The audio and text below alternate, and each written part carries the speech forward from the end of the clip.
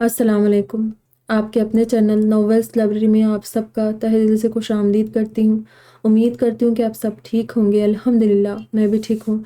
हमारी नावल का नाम है गमे इश्क के हिसार में, मुसन्निफ़ा अबीरा हसन, और ये एक रिक्वेस्टेड नावल है।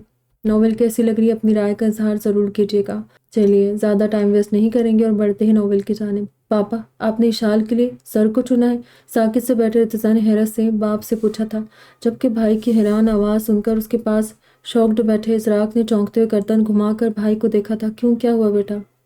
अरकम मलिक ने बेटे के सामने बैठते हुए तहम्मुल से पूछा। इर्तिज़ा के चेहरे पर बिखरी परेशानी भाप गए थे। पापा, इशाला भी बच्ची है और फिर उसके और ज़र के मिजाज उम्रों में भी बहुत ज़्यादा फ़र्क है, बल्कि अभी तो उसकी शादी की उम्र ही नहीं है। वो तो अमाद से भी छोटी है पापा। इर्तिज़ा के चेहरे पर मौजूद बेचैनी को देखकर अरकम मलिक एक गहरा सांस खींचकर रह गए थे, जबकि इज़राक सर झुकाए बैठा भाई की बातें सुन रहा था, क्योंकि उसके दिल की दुनिया में अचानक जो बदलाव आया था उससे अभी तक संभल नहीं पाया था, और पापा ने उसके दिल पर अचानक ये दूसरा हमला कर दिया था। तभी इफ़ा और इशाल के दरमियानी कश्मकश में फंसा था, मगर पापा तो आराम से फैसला भी कर चुके थे। इर्तिज़ा मी जान, इशाल 18 साल की है, शादी के लिए उसकी उम्र मुनासिब है। लड़कों की शादी भले ही बड़ी उम्र में हो जाए, कोई फ़र्क नहीं पड़ता, मगर लड़की छोटी उम्र में जितनी जल्दी अपने घर की हो जाए, इतना ही जल्द माँ बाप के दिल को इत्मीनान मिल जाता है। तुम्हारी परेशानी और फ़िक्र मैं समझ रहा हूँ। तुमने इशाल को बहन समझा ही नहीं, वाकई अपनी सगी बहन माना है। इसीलिए मैंने, ये भाई जी ने भी तुम्हारे इशाल के हवाले से कुछ भी ऐसा वैसा बिल्कुल नहीं सोचा। हालांकि भाई जी की शदीद ख्वाहिश थी कि उनकी कोई बेटी तुम्हारी उम्र की होती तो वो उसे तुमसे ब्याह देते, मगर किस्मत से अनीला तुमसे 10 साल बड़ी है और इशाल तुमसे पूरे 10 साल छोटी है। फिर उसके लिए तुम्हारे पाकीज़ा जज्बात को भी हम ठेस पहुंचाना नहीं चाहते थे। तुम इशाल को अपनी छोटी बहन मानते हो। इशाल भी तुमसे ज़ारून और ज़ेब से ज़्यादा मोहब्बत करती है। तुम सगे न होकर भी उसके लिए अपने सगे भाइयों से ज़्यादा हो, इसीलिए मैंने तुम्हारे बजाय भाई जी और आप ही के सामने अपने ज़र का नाम लिया है। मैं जानता हूँ उन दोनों के मिजाज में ज़मीन आसमान का फ़र्क है, मगर मेरा ज़र समझदार और तहम्मुल मिजाज है। मैं इशाल के लिए कामी को भी चुन सकता था, बल्कि सादी और अमाद सभी उससे बड़े हैं, लेकिन मुझे अपना ज़र इशाल के लिए बेहतरीन इंतखाब लगा। अरकम मलिक ने मोहब्बत पाश नज़रों से खामोश बैठे सराग को देखा, जो सर झुकाए न जाने कौन से सोचों में गुम था। हाँ, मगर इर्तिज़ा सर उठाए बाप का चेहरा देखने लगा। इर्तिज़ा इशाल के दिमाग में अभी तक बहुत बचपना है। उसके हमसफ़र के रूप में कोई मैच्योर शख्स ही बेहतर रहेगा, जो उससे अच्छे बुरे का फ़र्क समझा सके, ज़िंदगी के नशीब व फराज में समझदारी के साथ उसका हाथ थाम कर चल सके, ताकि वो ज़रूरत पड़ने पर ठोकर खाकर मुंह के बल ना गिरे। उसे संभालने वाले हाथ उसके पास मौजूद हो। सर को उसके लिए मैंने बहुत सोच समझ कर चुना है। सादी और अमाद अभी छोटे हैं, जबकि कामी के बारे में हम सभी जान चुके हैं कि वो अमेरिका से क्या बनकर आया है। वो इशाल के लिए मौजू नहीं है। जिस मिजाज की इशाल है वो भी वैसे ही है, जल्दबाज, लाउबाली और जज्बाती, जबकि मियाँ बीवी दोनों के दरमियान एक का समझदार होना ज़रूरी है। कामिल के लिए बीवी के रूप में एक ऐसी लड़की होनी चाहिए जो उसे इन अंधेरी राहों से निकाल कर रोशनी की सिमत लाए जिस पर वो चल पड़ा। ऐसी लड़की जो मामला फहमी, समझदारी, सब्र और बर्दाश्त के साथ उसे राह रास्त पर ला सके। अरिफा में मुझे सारी खूबियाँ नज़र आती है। वह अपनी उम्र की लड़कियों के मुकाबले खासी मैच्योर और समझदार, सुलझे दिमाग की लड़की है। जानते हो, तुम्हारी मम्मा जान बचपन से उसे ज़र से मंसूब करना चाहती थी। इफ़ा को अपनी बेटी मानती है, इसीलिए उन्होंने बहुत पहले से मुझसे कह रखा था कि वो मुस्तकबिल करीब में इफ़ा की शादी ज़र से करने का इरादा रखती है। मगर अब कामी को देखकर उन्होंने भी अपना फ़ैसला बदल दिया। नूर के लिए अपने सारे बेटे एक बराबर हैं।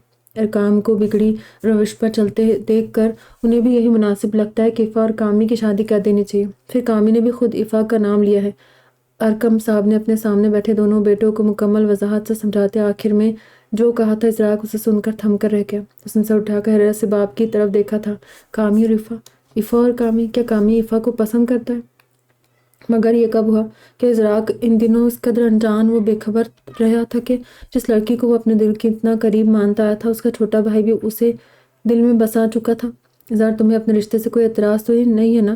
मैं जानता हूँ कि तुम्हें इशाल का बचपना पसंद नहीं, मगर सालों बाद मेरी बहन ने मेरे घर में कदम रखा है। उनके घर के साथ मेरा ताल्लुक बहाल हुआ है। इस रिश्ते के बाद से मेरा रिश्ता अपने बहन के घराने से मज़ीद मजबूत हो जाएगा। ये मेरी वही बहन है जिनकी वजह से पूरे 15 साल बाद मेरा बिछड़ा बेटा मुझे वापस मिला है। आप ही और भाई जी ने 15 सालों से मेरे इर्तिज़ा को अपने सीने से लगा कर रखा, उसे अपनी औलाद से बढ़कर प्यार किया, उसकी बेहतरीन परवरिश की। आज तुम लोग अपनी आंखों से देख रहे हो कि अच्छी तरबियत की कमी ने मेरे कामी की ज़िंदगी को किस मोड़ पर ला खड़ा किया है। मगर भाई जी और आप ही ने इस मामले में भी मुझे مایوس نہیں کیا۔ انہوں نے میرے ارتضا کی بہترین تربیت کی ہے۔ میری کوتاہیوں کو میری بہن اور بہنوئی نے اپنی سمجھداری سے بخوبی ڈھک لیا تھا۔ میرے دل پر ان دونوں کے بہت سے قرض رکھے ہیں۔ اشال کی تم سے شادی میری ایک چھوٹی سی کوشش ہوگی اپنی بہن اور بھائی جی کے ایک احسان کو اتارنے کی۔ پھر بھی اگر تمہیں اس رشتے سے انکار ہے تو تم مجھے بتا دو، میں اشال کو شادی سے منسوخ کر دوں گا۔ ارکم ملک نے خاموشی سے زر کو دیکھ کر دھیمی آواز میں کہا تھا۔ دل کے اندر کہیں یہ ڈر بھی موجود تھا کہ کہیں زر اب انہیں کوئی منفی جواب نہ دے ڈالے جو انہیں اپنی بہن اور بھائنوئی کے سامنے شرمندہ کر کے رکھ دے۔ باپا، یہ کیا کہہ رہے ہیں آپ نے یہ کیسے سوچ لیا کہ میں آپ کے کسی فیصلے کے خلاف جاؤں گا؟ میری زندگی پر مجھ سے پہلے اور مجھ سے زیادہ آپ حق رکھتے ہیں، اس لیے جیسا آپ مناسب سمجھے کر لیں، مجھے کوئی اعتراض نہیں۔ ازراق کے لبوں سے جو الفاظ ادا ہوئے تھے انہوں نے ارکم صاحب کے ساتھ ازراق کے دل کو بھی خوش کر دیا تھا۔ ارتضا ہوں گا شاید یہاں پہ، ارتضا کے دل کو بھی خوش کر دیا تھا، مگر اس کے انہی الفاظ پر اس کے دماغ کی طرح ارتضا نے بھی حیرت سے ازراق کو دیکھا تھا، جبکہ ارکم ملک نے خوشی سے مسکراتی آگے بڑھ کر بیٹے کی پیشانی چوم لی تھی۔ ذرا خوش رہو میری جان، مجھے تم سے ہی امید تھی۔ اللہ میرے سارے بچوں کے دامن کو مزید خوشیوں سے بھرے، آمین۔ ارکم ملک نے بیک وقت ازراق کے ساتھ اپنے سارے بیٹوں کو دعا دے دی تھی۔ پاپا کے اشال کو پتہ ہے، مطلب پھپھو نے اس کی مرضی پوچھی؟ ازراق نے اپنے پاس خاموش بیٹھے ارتضا کو دیکھتے ہوئے جھجک کر پوچھا تھا۔ ہاں ہاں، ارے اس کی مرضی کی بنا اس کی شادی ہو سکتی ہے کیا؟ تم فکر مت کرو، آپ ہی نے مجھ سے کہا ہے کہ وہ ماں باپ کی رضا میں راضی رہنے والی بچی ہے۔ اس نے آپ ہی اور بھائی جی کو اپنی زندگی کے متعلق ہر فیصلہ کرنے کا اختیار دیا ہوا ہے۔ اسے اس رشتے پر کوئی اعتراض نہیں ہوگا۔ بس اب تم جلدی سے شادی کی تیاری شروع کرو، ہم لوگ کل اپنے ارتضا کا رشتہ پکا کرنے جائیں گے۔ سمیر اور انیلا نے مجھ سے کہا ہے کہ اکمل بھائی جی کو بھی میرا بیٹا بہت پسند ہے، انشاءاللہ وہاں سے بھی مثبت جواب ملے گا۔ ارکم ملک نے بیٹے کے سر پر ہاتھ پھیرتے ہوئے پیار سے کہا تھا۔ جی، اور ان کی بیٹی کو بھی آپ کا بیٹا بہت پسند ہے تو انشاءاللہ مثبت جواب ہی ملے گا۔ ازراق شوخی سے بولتا ہوا بیٹھ سے اٹھ کر دروازے کی طرف بڑھا تھا کیونکہ بھائی سے مار پڑنے کا بھی ڈر تھا، اور واقعی حسب توقع ارتضا نے اسے غصے سے دیکھتے ہوئے بیڈ پر پڑا کشن ازراق کی طرف اچھالا تھا، جبکہ ارکم ملک بیٹے کی بات سن کر زور سے ہنس پڑے تھے۔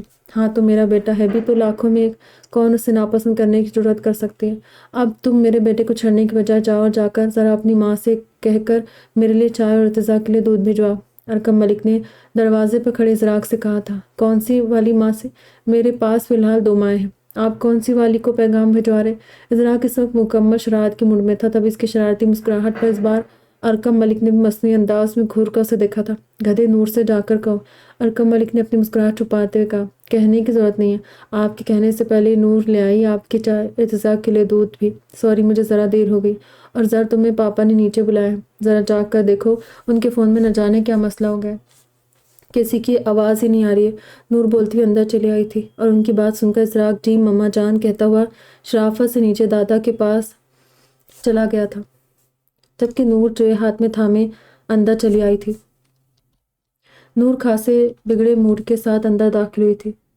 ان کے چہرے پر سجے تاثرات ارکم ملک کو سمجھا گئے تھے کہ ان کی بیگم کا مزاج شدید برہم تھا، تبھی خاموشی سے ان کا چہرہ دیکھ کر اندازہ لگانے لگے تھے کہ بیوی کے غصے کی کیا وجہ ہو سکتی ہے، جبکہ ان کی سوچوں سے بے نیاز نور ٹرے سے دودھ کا گلاس اٹھا کر ارتضا کو تھمانے کے بعد چائے کا کپ شوہر کے ہاتھ میں دیتے ہوئے ارتضا کے پاس ہی بیٹھ گئی تھی۔ بہت شکریہ ماما جان۔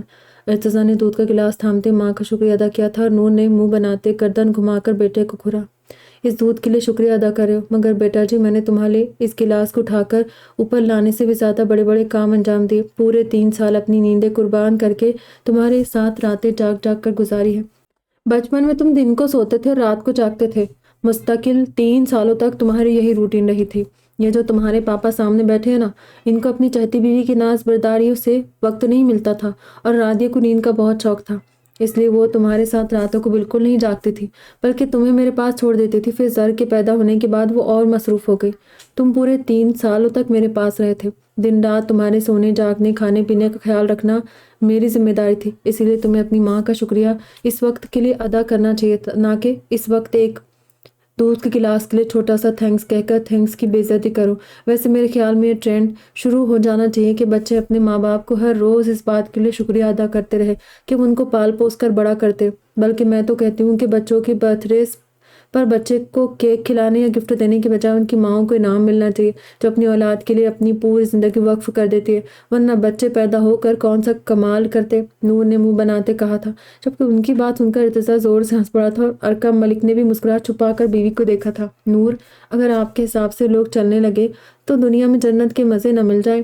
ارقم ملک نے چائے کا سپ لیتے ہوئے کہا، میرے حساب سے آج تک آپ نہیں چلے تو لوگ کیا چلیں گے؟ ہاں، یہ بات آپ اپنی پہلی چہتی بیوی کے لیے کہتے تو شاید سمجھ بھی آتی، تو دنیا کو اچھے سبق دیتی ہے اور آپ کو بھی اپنے اشاروں پر بخوبی چلاتی ہے۔ نور نے فوراً شوہر پر حملہ کیا تھا، جس پر ارقم ملک گڑبڑا کر رہ گئے تھے۔ میری پہلی اور چہتی بیوی نے اب کیا کر دیا آپ کے ساتھ جو آج ان کی اتنی تعریف ہو رہی ہے؟ ارقم ملک نے بڑی مشکل سے اپنی ہنسی کنٹرول کرتے ہوئے کہا، مگر نور واقعی تپی ہوئی تھی، تبھی شوہر کو گھور کر دیکھتے ہوئے بول اٹھی، میرے ارمانوں کا خون کرنے کے سوا انہوں نے آج تک کچھ اور کیا ہے جو اب کرے گی؟ کہہ رہی تھی کہ کل ارتضیٰ کی ہونے والی سسرال صرف 4 لوگ ہی جائیں گے، پاپا، حفصہ آپی، ذوالفقار بھائی جی اور آپ۔ اور پاپا نے ان کی بات مان بھی لی تھی، مگر پھر حفصہ آپی نے کہا کہ بیٹے کے رشتے کے لیے ارتضیٰ کی ماں کو بھی ساتھ ہی چلنا چاہیے، تو آپی نے فوراً کہا کہ وہ ساتھ جائے گی، اور مجھے اچھی طرح پتہ ہے کہ سب نے ان کی مان کر انہیں ہی ساتھ لے کر جائیں گے۔ خود آپ سے بھی مجھے یہی امید ہے، آپ ان کی بات سے پوری طرح متفق ہوں گے۔ ان کا کہا آپ ٹال نہیں کہا سکتے، لیکن مجھے بتائے کہ ارتضیٰ کی ماں کیا بس وہی ہے؟ میں اس کی خوش نہیں لگتی؟ پہلے آپ میرے ساتھ سوتیلوں جیسا رویہ رکھتے تھے، اب باقیوں نے بھی رکھنا شروع کر دیا ہے، سب کو آپ ہی ارتضیٰ کی ماں لگتی ہے۔ میرے بیٹے سے کوئی رشتہ نہیں، بلکہ آپ کی اور خود رادیہ سے بڑھ کر میں نے ارتضیٰ کا خیال رکھا ہے، اسے کلیجے سے لگا کر پالا ہے۔ رادیہ کو کامی اور زر سے فرصت نہیں ملتی تھی اور آپ کی بیگم کو آپ سے۔ اف، نور کی بات ہے۔ ارقم ملک ان کی آخری بات پر جوان بیٹے کے سامنے سٹ پٹا کر رہ گئے تھے اور ارتضیٰ نے بڑی مشکل سے اپنی امڑتی ہوئی مسکراہٹ کو روکا تھا۔ سب کو لگ رہا تھا کہ نور کو کچھ نہیں پتا، مگر میں نے خود اپنے کانوں سے سنا ہے جب پاپا کے روم میں یہ پلاننگ چل رہی تھی۔ دراصل بات یہ ہے ملک صاحب کہ آپ کی پہلی بیوی شروعات سے سب کی منظور نظر تھی اور سب کی مرضی سے آپ کی زندگی میں آئی تھی، تبھی آپ سمیت باقی سب بھی اب تک ان کی حیثیت کو تسلیم کرتے ہیں، مگر میری شادی نانی نے زبردستی آپ سے کروائی تھی، اسی لیے اتنے سال گزر جانے کے باوجود آپ اور باقی سب لوگ زبردستی کے اس رشتے کو بس نبھا رہے۔ مجھے پرایا اور آپ ہی کو اپنا سمجھا جاتا ہے۔ کتنا شوق ہے مجھے اس بچے سے ملنے کا، سوچا تھا جب ارتضیٰ کا رشتہ لے کر جائیں گے تو میں اپنی طرف سے ارتضیٰ کی ہونے والی بیوی کو نانی والے کنگن دوں گی جو انہوں نے مجھے شادی کے بعد دیے تھے، مگر مجھے شروعات میں ہی دودھ سے مکھی کی طرح نکال کر پھینکا جا رہا ہے۔ نور نے روحاں سے انداز میں کہتے بیٹھ سے اٹھنے لگی تھی، مگر ارتضیٰ نے جلدی سے انہیں تھام کر واپس بٹھایا، انہیں اپنے ایک بازو کے حلقے میں لے لیا۔ ارے رے، کس کی اتنی مجال کہ میری مما جان کو اپنے ساتھ لے جانے سے انکار کرے؟ آپ کے بیٹے کا رشتہ ہو رہا ہے، کوئی مذاق تھوڑی ہو رہا، کوئی اگر آپ کو یہاں چھوڑ کر جانے کی بات کرے گا تو وہ خود بھی نہیں جائے گا۔ پاپا سن لے آپ، اگر میری مما جان علاء کے گھر نہیں گئی تو میں رشتہ لے کر وہاں کوئی نہیں جائے گا۔ ارتضیٰ نے ماں کو اپنے ساتھ لگاتے ان کی پیشانی چوم کر کہا تھا، آپ سے شرینہ نے تو نہیں کہا تھا نا کہ آپ نہ جائے؟ نور، پھر ان سے بدگمان کیوں ہو رہی ہو؟ ارقم ملک نے کہتے بیوی کے گھٹنے پر ہاتھ رکھا تھا، مگر نور نے شدید برہمی سے شوہر کو دیکھتے اپنے پیر پیچھے کر لیے۔ یہی تو ناانصافی کرتے ہیں آپ کو آپ ہی کی غلطی کہیں نظر ہی نہیں آتی؟ غلط باتوں پر بھی ان کی وکالت کرتے، مجھے پتا ہے کہ آپ ان کے خلاف کچھ نہیں سن سکتے، مگر یہ 4 لوگوں کو لے جانے والی بات آپ ہی نہیں نکالی تھی۔ نور نے شوہر کو دیکھ کر برہمی سے کہا تھا اور ارقم ملک بے بسی سے بیوی کو دیکھنے لگے تھے۔ اچھا ٹھیک ہے نا، تو آپ کیوں دل چھوٹا کریں؟ اگر آپ ارتضیٰ کی سسرال نہیں جا سکتی تو شرینہ بھی نہیں جائے گی، اور اگر وہ جائے گی تو آپ کو بھی ساتھ جانے سے کوئی نہیں روک سکتا۔ اب غصہ چھوڑے اور جا کر بیٹے کے سسرال جانے کی تیاری کرے۔ ارقم ملک نے بیوی کا دماغ ٹھنڈا کرنے کی کوشش کرتے ہوئے تحمل سے کہا تھا۔ تبھی نور کے چہرے کے بگڑے زاویے درست ہوئے تھے اور وہ ارتضیٰ کی پیشانی چومتے خوشی خوشی اٹھ کر باہر چلی گئی۔ دیکھ لیا اپنی جذباتی ماں کے جذباتیت بھرے مظاہرے، جوانی سے ان کا یہی حال ہے۔ شرینہ سے لاکھ یکجہتی کے دعوے کیے جاتے ہیں، مگر ان کی ایک ذرا سی بات ملنی چاہیے بدگمان ہونے کے لیے۔ ارقم ملک نے شکایتی نظروں سے بیٹے کو دیکھتے ہوئے کہا، پپا، مما جان کی بات جائز تھی، امی جان کے ساتھ وہ بھی تو میری ماں ہے۔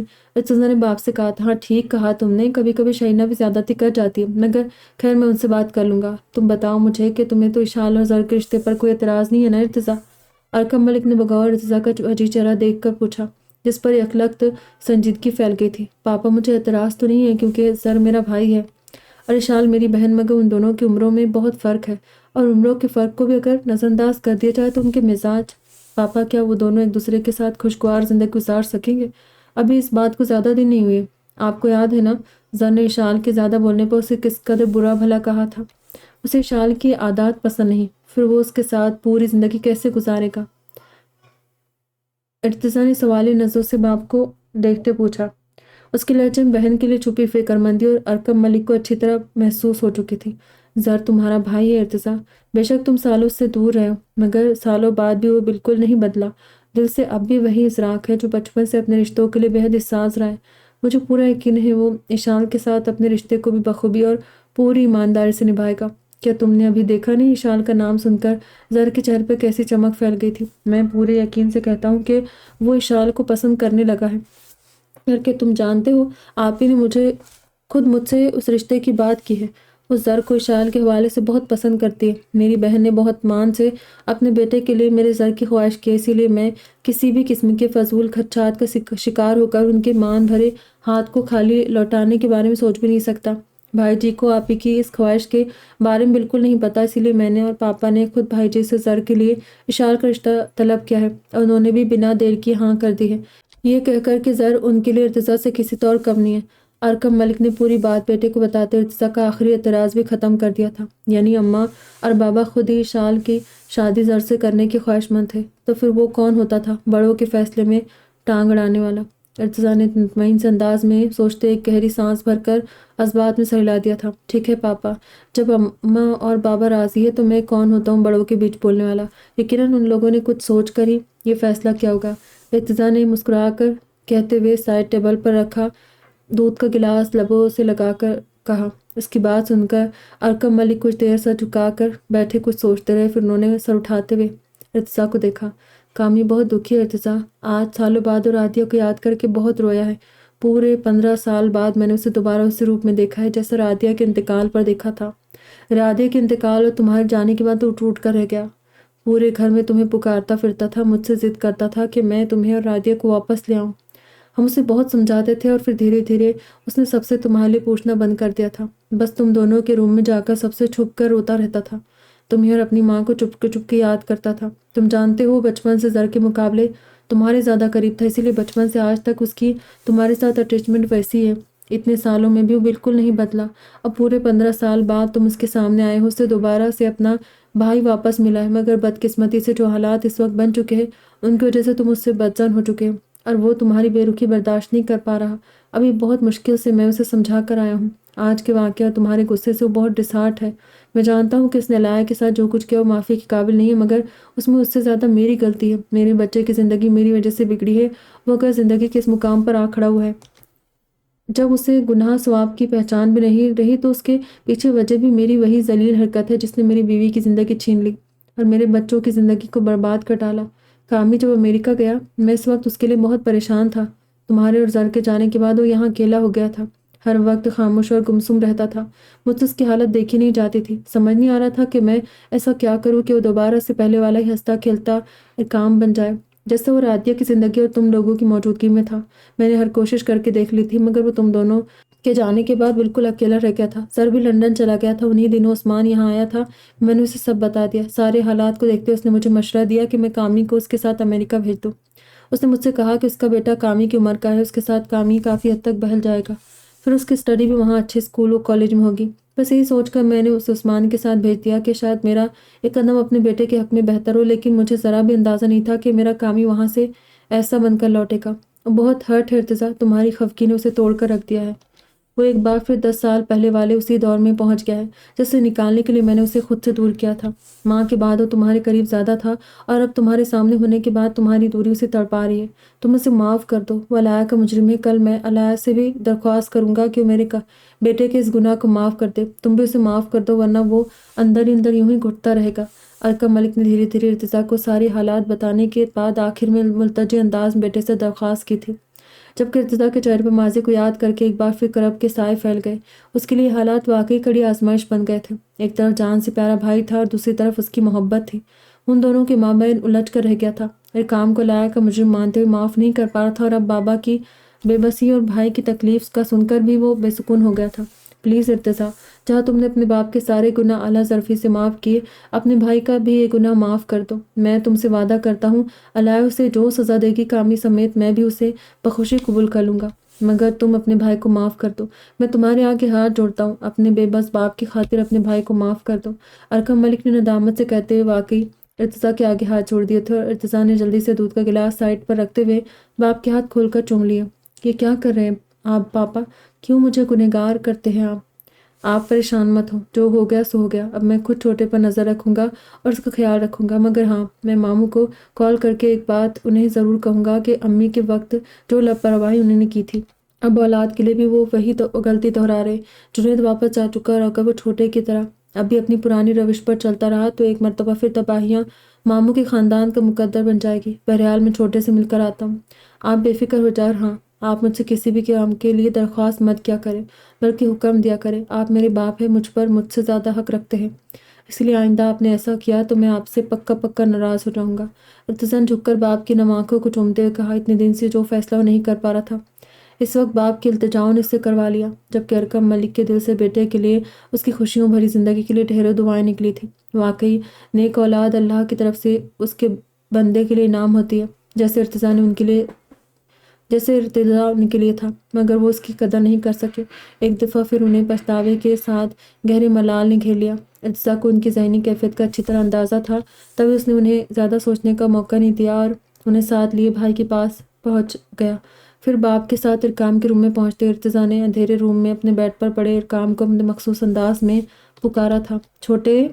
ارتضا کی نرم آواز سن کر بیڈ پر ساکت پڑا ارکام ایک جھٹکے سے اپنی جگہ سے اٹھا اور لائٹ آن کرتے اس کی نگاہ باپ کے پاس کھڑے ارتضا پر پڑی۔ ارتضا نے مسکرا کر اسے دیکھتے ہوئے اپنی دونوں باہیں وا کر کے ارکام کو اپنی طرف بلایا تھا، جبکہ ارکام نے بے یقینی سے بھائی کو دیکھتے ہوئے باپ کی طرف نظر کی، اور پھر ارکم ملک کے مسکرا کر اس بات میں سہلاتے ہوئے تیزی سے دوڑتے قدموں کے ساتھ ارتضا کی طرف بڑھا اور اس کی کھلی باہوں میں سما کر سسک اٹھا۔ آئی ایم سوری بھائی، وہ ارتضا کے کندھے میں منہ چھپاتا ہوا بولا، اور ارتضا نے مسکراتے اس کا سر تھپ تھپایا، جبکہ ارکم ملک نے ایک گہری آسودہ بھری سانس کھینچتے ہوئے تشکر سے اوپر چھت کی طرف دیکھا تھا۔ یہ دل ہے جو آ گیا ہے تم پر، وگرنہ سچ تو یہ ہے بندہ پرور، جسے بھی ہم دیکھ لے پلٹ کر اسی کو اپنا غلام کر لے۔ سرشار انداز میں گنگناتے اس نے اپنی گھنی پلکوں پر مسکارے کا ایک کوٹ لگایا اور اپنی براؤن آنکھوں پر لگے موٹے آئی لائنر مسکارے سے آنکھوں کو مزید قاتل کرتے اس نے لائٹ براؤن کلر کی لپسٹک اپنے خوبصورت کٹاؤ والے ہونٹوں پر پھیری تھی۔ آج تو اس نے خود پر فاؤنڈیشن اور بلشر کا استعمال بھی کیا تھا، تب اپنے خوبصورت چہرے کو مزید تابناک بنانے کے بعد اس نے ایک نظر خود کو آئینے میں دیکھا تھا۔ کالی شفون کی لمبی شرٹ وائٹ ریشم کے کام سے بھری ہوئی تھی، لمبے چاقوں والے اس خوبصورت شرٹ کے چاقوں پر قمیص کے جیسے ہی کام والی وائٹ پٹی پر کالے دھاگے کا کام تھا۔ شرٹ کے چاق کمر سے اوپر تک تھے، ساتھ ہی پلین کالا چوڑی دار تھا۔ کالا پلین شفون کا دوپٹہ تھا جس کے کناروں پر چاقوں کی ہمرنگ پٹی لگی تھی۔ اس بے حد خوبصورت سوٹ پر اس نے بالوں کا اونچا سا جوڑا بنا کر وائٹ کلر کا شفون کا حجاب اپنے چہرے کے اطراف خوبصورت سے باندھ لیا تھا۔ واقعی جس کی طرف پلٹ کر دیکھ لیتی وہ اس کا غلام بن کر اس کے قدموں میں بیٹھ جاتا۔ آج اپنی ذات پر اسے ایک تفاخر کا احساس ہو رہا تھا، اس کا دل خوشی سے جھوم رہا تھا اور ذہن اس کے پردوں پر مستقل ایک چہرے کا عکس جھلملا رہا تھا۔ تبھی لب آپ گنگنا رہے تھے۔ وہ آئینے میں اچھی طرح اپنے سراپے کا جائزہ لیتے ہوئے مطمئن سے انداز میں ایک طرف پڑا اپنا دوپٹہ اٹھا کر اپنے دونوں کندھوں پر پھیلانے لگی اور دوپٹے کو حجاب کے ساتھ بالکل لیول کرتے اس نے دونوں طرف سے پن اپ کر لیا تھا تاکہ شفون کا دوپٹہ بار بار پھسل کر گرنے نہ لگے۔ تیار ہونے کے بعد اس نے اپنے سراپے پر اپنے فیورٹ پرفیوم کا اسپرے کیا اور جھک کر اپنے ہائی ہیل کالے سینڈلز پہننے لگی۔ کالے ہائی ہیل سینڈلز اس کے خوبصورت سفید چھوٹے چھوٹے پیروں میں مزید خوبصورت لگ رہے تھے۔ آج کا اس کا دن تھا، اس کی آرزوؤں اور تمناؤں کی تکمیل کا سفر شروع ہونے والا تھا۔ آج علایا کے گھر اس کے بابا سے اس کا ہاتھ مانگنے ارتضا ملک آ رہا تھا۔ کل رات ساریما شانزے کی آمد پر وہ بہت زیادہ ڈسٹرب ہو گئی تھی، تبھی اس نے غصے اور جذبات میں اپنے فون میں موجود ارتضا کا نمبر پہلی بار ملایا اور غصے میں اسے کھری کھری سنانے کے بعد فون رکھ دیا تھا۔ علایا کا دل سخت سے بے چینی کا شکار ہو رہا تھا اور پھر رات کو بابا نے بھی اسے اپنے پاس بلا کر اسے ارکام والے معاملے پر خفگی جتائی تھی کہ اس نے انہیں اتنی بڑی بات کے بارے میں خود کیوں نہیں بتایا تھا۔ بابا نے اسے زندگی میں پہلی مرتبہ سختی سے بات کی تھی، تبھی بابا کی ناراضگی دیکھ کر مزید دکھی ہو گئی تھی۔ ہاں مگر اس نے بابا کو ارکام کا نام جان بوجھ کر نہیں بتایا تھا۔ پھر بابا نے اس کا روحاں سا چہرہ دیکھ کر اسے اپنے ساتھ لگا کر پیار کرتے ہوئے ہدایت دی تھی کہ وہ اب کبھی بھی ان سے کچھ نہیں چھپائے گی، ورنہ اس سے اس قدر ناراض ہو جائیں گے کہ کبھی بات نہیں کریں گے۔ علایا نے بابا سے وعدہ بھی کر لیا تھا کہ اب وہ ان سے کچھ نہیں چھپائے گی۔ پھر وہ سونے چلی آئی تھی، مگر پورے رات اسے نیند میں بھی وہی عجیب بے چینی سے محسوس ہو رہی تھی، لیکن پھر صبح ہوتے ہی انیلا بھابھی اس کے روم میں مسکراتی ہوئی چلی آئی تھی اور اسے بھابھی نے خوشخبری سنائی تھی کہ علاء کے استاد محترم آج اکمل صاحب کے پاس اس کا ہاتھ مانگنے آ رہے۔ علاء نے سخت بے چینی اور بے یقینی سے بھابھی کو دیکھا تھا، مگر حیرت کے بعد جو دوسرا احساس اس پر حملہ آور ہوا تھا وہ شدید خوشی کا، یعنی رات کو اس کی دی گئی ڈوز اپنا کام کر گئی تھی۔ استاد محترم کی بے نیازی اور لاپرواہی علاء کے ڈھنگ سے لی گئی ایک ہی کلاس کے بعد اڑنچ ہو گئی تھی۔ انیلا بھابھی اور علیان بھائی کو رات کو ہی گاؤں کے لیے نکلنا تھا، اسی لیے نانا جان، ماموں جان، اماں، بابا سب لوگ ان دونوں کے سامنے ہی دن میں آ رہے تھے تاکہ ساری بات انیلا اور سمیر کے سامنے طے ہو جائے۔ نانا جان نے خود کال کر کے اکمل صاحب کو اپنی دن میں آمد کی اطلاع دی تھی۔ تبھی بھابھی علاء کے پاس آ کر اسے اچھی طرح تیار ہونے کی اطاعت دے کر خود مہمانوں کے لیے زبردست سے لنچ کا انتظام کرنے کچن میں چلی گئی تھی۔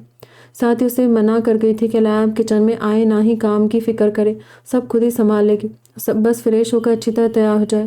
علاء نے ان کی ہدایت پر خوشی سے اس بات میں صلاح تھا اور پھر بھابھی کے جاتے ہی اس نے سرشاری سے مسکراتے اپنا فون اٹھا کر صرف تھینکس لکھ کر ارتضیٰ کے نمبر پر سینڈ کر دیا تھا اور اس کے میسج کا رپلائی بھی فوراً ہی آیا تھا۔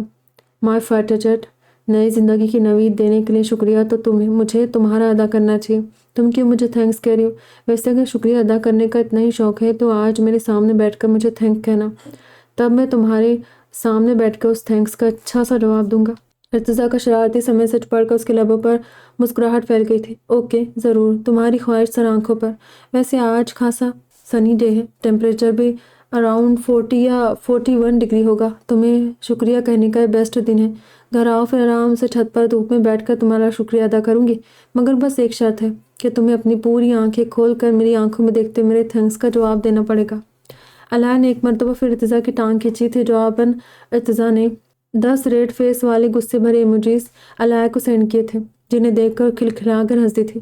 اسے ارتضیٰ کو اس طرح چھیڑنے میں مزہ آتا تھا۔ پہلے وہ فیصل آباد میں بھی اپنے گھر پر ارتضیٰ کو اسی طرح پریشان کرتی تھی۔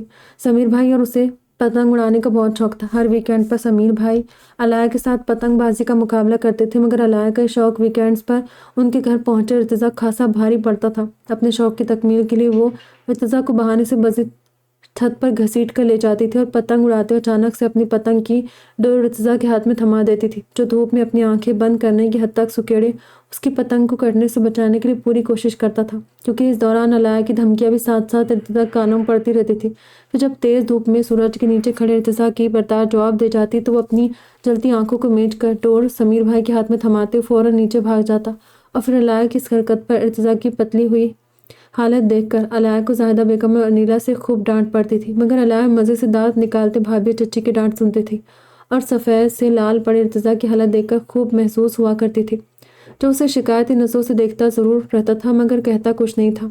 واقعی اس معاملے میں وہ اسے بہت ستاتی تھی۔ بچپن سے علاء اس اسپیشل اور دوسرے سے الگ دکھنے والے شخص کو اپنے دل کے بے حد قریب پاتی تھی۔ ارتضیٰ ملک اس کے لیے سب سے الگ مگر خاص تھا۔ دنیا کی نظر میں ظاہری طور پر کسی حد تک نامکمل تھا، مگر جیسا بھی تھا علاء کی زندگی اس کے بنا کچھ بھی نہیں تھی۔ آج وہی ارتضیٰ ملک اس کی زندگی کو اپنے نام لکھوانے آ رہا تھا۔ تبھی وہ صبح سے اپنے کمرے میں بند اس کی آمد کی شدت سے منتظر تھی۔ دل ایک الگ نئی تال پر رقص کر رہا تھا۔ وہ جو ان دنوں اپنے ایگزامز کی وجہ سے خاصی ڈسٹرب تھی اور اسے بھابھی کے ساتھ ایک دن کے لیے شادی میں جانا بھی کسی عذاب سے کم نہیں لگ رہا تھا، مگر اب وہ اپنے پیپر کی فکر بلائے بس اپنے استاد محترم اور ان کے گھر والوں کے سامنے حاضر ہونے کے لیے نقصد سے درست سجنے سنورنے میں لگی ہوئی تھی۔ اور پھر ارتضیٰ گھر والوں کی آمد تک مکمل طور پر تیار ہو کر نیچے چلی آئی تھی۔ اس کے نیچے پہنچنے سے پہلے ارتضیٰ گھر والے ان کے یہاں پہنچ گئے تھے۔ ارتضیٰ کو بھی انیلا بھابھی نے زبردستی سب کے ساتھ ہی بلوایا تھا۔ وہ اپنا حجاب درست کرتی سیدھی کچن میں گئی تھی۔ انیلا بھابھی نے اسے دیکھتے بے ساختہ اس کی بلائے لٹا لی تھی، جبکہ اصفیہ بھابھی جو اس سے رات سے کٹی کٹی سی تھی، اس وقت بھی انہوں نے سرسری سے اسے دیکھتے ہوئے اچھی لگ رہی ہو کہہ کر اسے ٹرالی سیٹ کرنے کا کام دے دیا تھا۔ علاء ٹرالی سیٹ کرتے چائے کے ساتھ باقی لوازمات بھی ٹرالی میں رکھنے لگی تھی۔ اندر لاؤنج میں سب بڑوں کے درمیان باتوں کے دوران ارقم صاحب نے اکمل صاحب کے سامنے دست سوال دراز کر دیا تھا، جسے اکمل صاحب نے مسکرا کر اس بات میں سر ہلاتے قبول کر لیا۔ رسماً بھی سوچنے اور سمجھنے کا وقت نہیں لیا گیا تھا، کیونکہ یہاں ارتضیٰ ان کا دیکھا بھالا تھا۔ بچپن سے اسے جانتے تھے۔ ان کا بھتیجا سمیر ارتضیٰ کا بہنوئی تھا اور ان کا چھوٹا بھائی اجمل بھی ذوالفقار شاہ کا سگا بہنوئی تھا۔ اجمل اور سمیر اس رشتے کے سب سے بڑے حامی تھے۔ اکمل صاحب اجمل اور زاہدہ سے بھی اس بارے میں صبح بات کر چکے تھے۔ اسی لیے بھائی اور بھاوج کی رضامندی، بھتیجے کے شدید اصرار اور خود اپنی دلی خواہش کے ہاتھوں مجبور ہو کر اکمل صاحب نے ارحم ملک کو اس رشتے کے لیے اپنی رضامندی دے دی۔ علیان بھی بہت خوش تھا۔ اس نے ارتضیٰ گلے لگا کر مبارکباد دی تھی اور پھر انیلا نے سب کا منہ میٹھا کروانے کے ساتھ ہی علیہ کو بھی لاؤنج میں ہی بلا لیا تھا۔ علیہ ٹرالی گھسیٹ کر دھڑکتے دل کے ساتھ لاؤنج میں پہنچ گئی اور سامنے اپنے باقی گھر والوں کے ساتھ بیٹھا ارتضیٰ اسے دیکھ کر ششدر سا رہ گیا، جو آج عام حلیے کے بجائے بے حد خوبصورتی سے ڈریس پر ہلکی پھلکی تیاری میں اس قدر حسین لگ رہی تھی کہ وہ سب کی موجودگی میں ساکت سا بیٹھا اسے دیکھے جا رہا تھا۔ یہی حال نور اور شرینہ کا تھا۔ انہوں نے علیہ کو آج پہلی بار دیکھا تھا، کیونکہ ارتضیٰ کی وجہ سے ان کا حفصہ بیگم سمیت انیلا وغیرہ سے بھی سالوں سے کوئی رابطہ نہیں رہا تھا۔ انہیں اندازہ بھی نہیں تھا کہ انیلا کی کوئی نند اس قدر حسین بھی ہو سکتی تھی۔ بھائی سیدھے بیٹھے نا اور اپنی محترمہ کو دیکھنا بند کرے، ورنہ اگر وہ بھڑک گئی نا تو آپ کو سب کے بیچ ہی ایک جڑ دیں گی، پھر شرمندگی سے سب سے منہ مت چھپاتے پھریے گا۔ یہ سرگوشی ارتضیٰ کے پاس بیٹھے ارقام نے اس کے کان میں کی تھی اور ارتضیٰ واقعی جلدی سے سیدھا ہو کر بیٹھ گیا تھا۔ جبکہ علیہ سب کو سلام کرتے شرینہ، حفصہ اور نور کے پاس بیٹھ گئی تھی۔ اس نے نظر اٹھا کر ایک مرتبہ ہی بس ارتضیٰ اور اس کے پاس بیٹھے ارقام کو دیکھا تھا۔ ارقام کو دیکھ کر اس نے کسی طرح کا کوئی ریئیکشن نہیں دیا تھا۔ شاید وہ اب دماغی طور پر اس بات کے لیے تیار ہو چکی تھی کہ ارتضیٰ کی زندگی سے جڑنے کے ساتھ ہی اسے نہ چاہتے ہی صحیح مگر اس کے اس سگے بھائی کو قبول کرنا ہی پڑے گا، جو علیہ کے نزدیک قطعی قابل عزت نہیں تھا، مگر اس کے برخلاف ارقام نے سوچ لیا تھا کہ آج وہ علیہ سے ہر قیمت پر معافی ضرور مانگے گا۔ علیہ کی مرضی تھی کہ وہ چاہے تو اسے معاف کر دے یا پھر سزا دینا چاہے تو بھی وہ بخوشی اس کی دی ہوئی سزا کو قبول کر لے گا۔ وہ آج اسی لیے سب کے ساتھ آیا تھا۔ ابھی آتے ہوئے علیہ کے گھر کے پاس والی کوٹھی بھی دیکھتا ہوا آیا تھا، جہاں تالا پڑا ہوا تھا۔ اس رات اسے کال بوائے کے طور پر بلانے والی وہ عورت اسی گھر میں رہتی تھی۔ ارقام کو کوٹھی کے باہر لکھا نمبر دیکھ کر پتہ چل گیا تھا۔ بیٹی تم تو ماشاءاللہ بے حد خوبصورت ہو۔ انیلا ہماری بچی کی نظر اتار دینا، کہیں ہم میں سے کسی کی نظر نہ لگ جائے۔ نور کی آواز سن کر ارقام نے چونکتے ہوئے سامنے بیٹھی ماؤں کے ساتھ علیہ کو بھی دیکھا تھا، پھر ایک نظر اپنے پاس بیٹھے ارتضیٰ کو دیکھا، جو ماں کی طرح خود بھی وہ پورے شوق سے علیہ کو چمکتی نگاہوں سے دیکھ رہی تھی۔ نور نے علیہ کی تعریف کرتے ہوئے جھک کر اس کی پیشانی چوم لی۔ علیہ ہونے والی ساس کی تعریف سن کر چینپ گئی تھی۔ شکریہ آنٹی، علیہ نے مسکرا کر سر جھکا لیا تھا۔ شرینہ کو بھی علیہ اپنے ارتضیٰ کے لیے بے حد پسند آئی تھی۔ ارتضیٰ کی نگاہیں گاہیں بگائے علیہ کی طرف اٹھ رہی تھی، اور جو ارحم ملک ذوالفقار شاہ سمیر اور علیان کے پاس بیٹھا ان سے باتیں کر رہا تھا، اس کی نگاہوں کی تپش علیہ بخوبی اپنے چہرے پر محسوس کر رہی تھی۔ یعنی میں نے چونٹی کو پر لگا دیے مسٹر البینو، یہ اچانک سے رومانٹک ہو گئے ہیں۔ واہ علیہ، تم نے تو شیر کو خاص کھانا سکھا دیا، علیہ نے خوبصورتی سے مسکراتے سوچا۔ پھر حفصہ بیگم نے اکمل صاحب سے اجازت لے کر شرینہ اور نور کو اشارہ کیا۔ شرینہ نے بسم اللہ پڑھتے ہوئے علیہ کے ہاتھ میں انگوٹھی پہنا دی تھی، اور نور نے ارقم ملک کی دادی جان کے دیے ہوئے کنگن ان کے سب سے بڑے پوتے کی ہونے والی بیوی کے ہاتھ کی زینت بنا دیے تھے۔ یہ ایک چھوٹی سی منگنی کی تقریب تھی، جس میں علیہ کو ارتضیٰ کے نام کا پابند کر دیا گیا۔ وہاں موجود سب لوگ اس چھوٹی سی تقریب میں خوشی سے نہال ہوتے دلوں کے ساتھ بیٹھے تھے۔ ہر چہرے پر مسکراہٹ تھی، آس پاس کا ماحول بھی بے حد خوبصورت تھا۔ علیہ کا دل خوشی سے جھوم رہا تھا، آج اس نے اپنی محبت پر فتح حاصل کر لی تھی۔ پھر کھانا بھی خاص سے خوشگوار ماحول میں کھایا گیا۔ کھانے کے بعد عورتوں کو انیلا اپنے ساتھ دوسرے روم میں لے گئی۔ لاؤنج میں مرد حضرات چائے سے لطف اندوز ہو رہے تھے کہ تبھی ارتضیٰ کا فون بجنے لگا۔ وہ ایک نظر اپنے فون کی اسکرین پر ڈال کر اپنی جگہ سے اٹھ کھڑا ہوا۔ ہاں زیب بولو۔ واٹ؟ مگر کیسے؟ او نو، تم گھبراؤ مت، میں ابھی کچھ ہی دیر میں کوئی اویلیبل فلائٹ دیکھ کر نکلتا ہوں، شام تک میں اس کے پاس پہنچ جاؤں گا۔ ارتضیٰ پریشانی سے بولتا ہوا ذوالفقار شاہ کو اپنے ساتھ آنے کا اشارہ کرتے کچھ دور لے گیا اور ان سے کچھ بات کرنے لگا، جسے سن کر ذوالفقار شاہ بھی پریشان ہو گئے۔ وہ ارتضیٰ کو کچھ سمجھانے کی کوشش کرنے لگے تھے، مگر وہ مسلسل نفی میں سر ہلاتے ہوئے انہیں منع کیے جا رہا تھا، اور پھر سب سے دیکھتے دیکھتے ہوئے اکمل صاحب اور باقی سب کے پاس آتے ہوئے ان سے ایکسکیوز کر کے تیزی سے وہاں سے نکل گیا۔ کیا ہوا ذوالفقار، سب ٹھیک تو ہے؟ ارتضیٰ کہاں گیا ہے؟ ارحم ملک نے پریشان چہرے کے ساتھ بے چینی سے اپنی پاس آ کر بیٹھے داماد سے پوچھا۔ پاپا، زیب کی کال آئی تھی، زارون کام کے سلسلے میں پرسوں دبئی گیا تھا اور وہاں کل رات اس کا ایکسیڈنٹ ہو گیا۔ میرا بچہ ہاسپٹل میں اکیلا پڑا ہے۔ میں ارتضیٰ سے کہہ رہا ہوں کہ مجھے بھی ساتھ لے کر چلے، مگر میرا پاسپورٹ وغیرہ سب حویلی میں پڑا ہے، مجھے گاؤں پہنچنے میں وقت لگ جائے گا، اسی لیے ارتضیٰ شام تک دبئی جا رہا ہے۔ آپ لوگ ابھی حفصہ وغیرہ کے سامنے ذکر مت کیجیے گا، ارتضیٰ مجھے منع کر کے گیا ہے، بس دعا کرے کہ زارون خیریت سے ہو۔ ذوالفقار صاحب بے بسی سے ہاتھ ملتے بولے، فکر مت کرو ذوالفقار، زارون ٹھیک ہوگا انشاءاللہ، بس اللہ سے دعا کرو۔ اکمل صاحب نے ذوالفقار شاہ کو تسلی دیتے ہوئے کہا، مگر پریشانی سب کے چہروں سے واضح تھی اور وہ سب اپنی اپنی جگہ خاموش بیٹھے تھے۔ گھر سے سب لوگ ارتضیٰ کے رشتے کے سلسلے میں علیہ کے گھر گئے۔ گھر پر اشال اور رفا کے ساتھ بس عماد ہی موجود تھا۔ اسعاد اپنے فرینڈ کے گھر گیا ہوا تھا۔ سب کے جاتے اشال نے عماد کو بھی پیزا اور رول لینے باہر دوڑا دیا۔ اس کا ارادہ آج گھر پر پارٹی کرنے کا تھا۔ سب کی غیر موجودگی میں یہ موقع بہت اچھا تھا جب وہ کھل کر انجوائے کر سکتی تھی۔ عماد کے جاتے دونوں گھر کا دروازہ اچھی طرح بند کر کے ٹی وی لاؤنج میں چلی آئے، پھر ٹی وی پر سانگ لگاتے اشال نے ایفا کو سب سے پہلے ڈانس کرنے کا اشارہ کیا۔ نہیں نہیں، مجھے ناچنا واشنا نہیں آتا اشال، تم کر کے دکھاؤ۔ ایفا نے کانوں کو ہاتھ لگاتے کہا، ارے کچھ نہیں ہوتا۔ اچھا ٹھیک ہے، میرے ساتھ کر لو، ڈانس کرنا بہت ہی آسان ہے، بس تم میرے ساتھ شروع کرنا، جیسے جیسے میں کرتی جاؤں تم ان اسٹیپس کو فالو کرنا، سمپل۔ اشال نے گھبراتی ایفا سے کہا، نہیں مجھ سے نہیں ہوگا۔ ایفا نے پھر سے منع کیا تھا، مگر وہ اشال ہی کیا جس کسی کی بات مان لے۔ اس نے روم میں موجود smart T V per on line اپنی پسند کا ایک تڑکتا بھڑکتا سانگ لگایا، پھر اپنے خوبصورت کاٹن کے ریڈ سوٹ کا دوپٹہ اتار کر ایک طرف پھینکتے ہوئے شروع ہو گئی تھی۔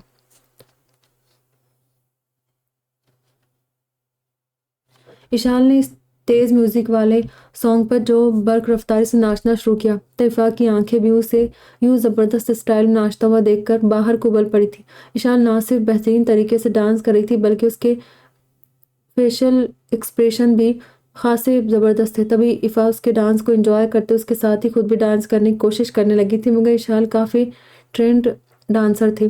ایفا اس کا ساتھ دینے میں ناکام ہو رہی تھی اور پھر دروازہ اچانک دھاڑ سے دروازہ کھلا تھا۔ سامنے زر کا چہرہ نمودار ہوا۔ اپنے سامنے دروازے پہ کھڑے زر کو دیکھ کر ایفا تو اپنی جگہ فوراً رکی تھی، مگر مگن سی اشال ڈانس کرتے نہ تو اسراء کو دیکھ پائی اور نہ ہی اس نے ساکت کھڑی ایفا پر دھیان دیا تھا۔ تبھی ناچتے ہوئے جیسے ہی گھوم کر دروازے کے قریب